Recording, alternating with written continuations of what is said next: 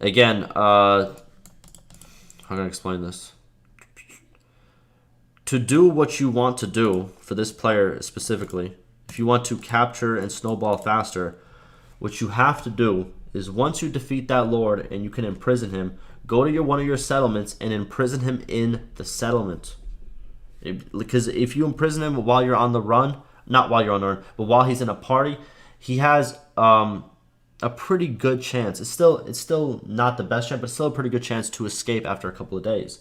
But if you put him into one of your dungeons, that chance of escape becomes very minuscule, and he can stay in there for quite some time. So if you do want to take over a kingdom, kind of, in a faster way and not have these guys keep coming back, try to imprison them, go back to your settlement, put them in the dungeon, and then go back to doing what you're doing. And then he states, however, imagine if the AI didn't spawn back and had to go around and recruit and level troops like the player does after a significant loss. They do that. They just get the little bonus of like what? It might be 10, 15, or 20 troops. I don't know the exact number, but the devs have stated it is one of those. He states this: they would be captured by looters or caught in endless retreat loops between unfriendly AI and friendly castles or towns. The decisiveness of any single major victory would cause the entire losing faction to collapse. But I don't think that would make for good gameplay.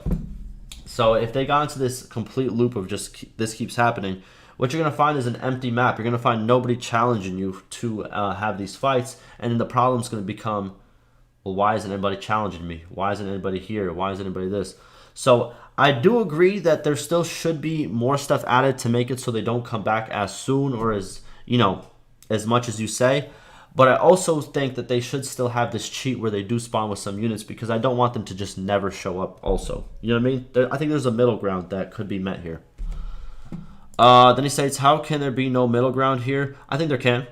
Can a system be developed that facilitates meaningful gameplay that allows a faction to take advantage of victories without causing a major faction to completely collapse? There currently is. Like I said, if you, for example, you can set your other clans to aggressive. This will make them raid places. This will make them, really go into the enemy territory. This will cause other enemies to actually go and fight them. This means that they will be diverted from attacking you, and it will be diverted to attacking your other clan, parties, or other kingdom parties, right?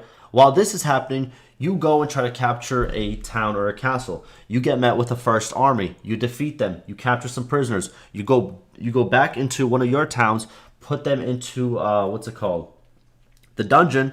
They will stay there for a little bit. And for that little time that they do stay there, you will have a chance to attack the castle or town. Yes, another army might come by because it might be a very big kingdom. Or another army might not come by. And then you will have the pretty much the time to capture that castle or town. I don't think you should always have the ability to capture a castle or town. Also, I think sometimes the AI having enough to drive you away is also good.